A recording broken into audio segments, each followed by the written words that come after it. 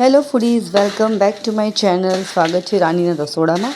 આ ક્રિસ્પી અવાજ સાંભળી રહ્યા છો ને, આ અવાજ છે ચટપટા ચેવડાનો. તો અહીંયા 500 ગ્રામ મકાઈના પૌવા લીધા છે, જેને મેં સારી રીતે પહેલાં ચારણાથી ચાળી લીધા છે.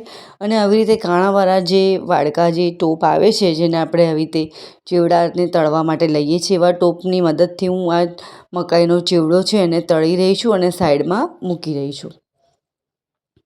આવી રીતે જ આપણે જે બટાકા પૌવામાં જે પૌવા વાપરીએ છીએ, એ પૌવાને પણ હું આવી રીતે જ મેં સારી રીતે ચાળી લીધા છે અને એને આવી રીતે જ હું તળી લઈશ. અને હું આવી રીતે એને સાઈડમાં બાજુમાં મૂકી રહી છું. તમે ઈચ્છો તો તળ્યા બાદ આમાં સાધારણ હળદર છાંટી શકો છો કલર માટે, બાકી આમાં જરૂર નથી, હું નથી છાંટી રહી. તો અહીંયા મારા પૌવા છે તળાઈને રેડી છે.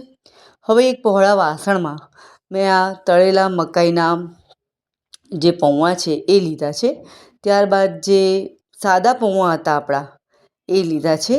અને વઘારેલા મમરામાં અહીંયા મેં માત્ર વઘારીને મેં લીમડાનો જે ભૂક્કો હોય છે સૂકવેલો, એ જ નાખ્યો છે. તમે જોઈ શકો છો એકદમ ગ્રીન કલર છે, એ લીધો છે. મીઠું પણ નથી નાખ્યું.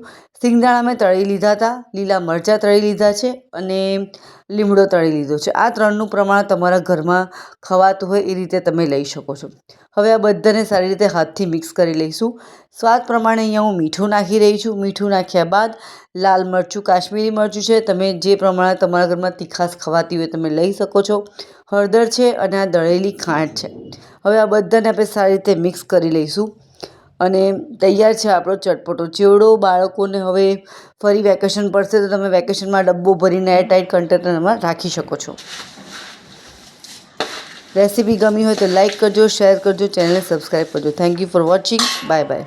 ગરમા ગરમ ચટપટો ચેવડો.